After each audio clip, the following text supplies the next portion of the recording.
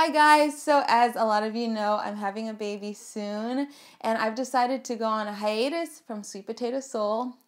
It's also going along with my maternity leave, of course.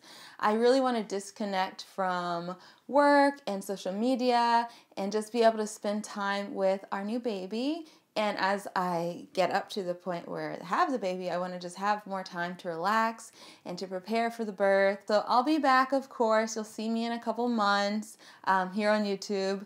But you can also find me on Instagram. I'll be posting, I'm not sure when. I mean, I'm posting now, but, you know, check in with me on Instagram so that you can see what I'm up to. But I am going to be on hiatus from YouTube. So I just wanted to let you know I haven't just like disappeared or forgot about you. I will be back for sure. And like I said, follow me on Instagram so you can see all the updates and you can see when I am back to posting my videos and how I'm doing with the baby.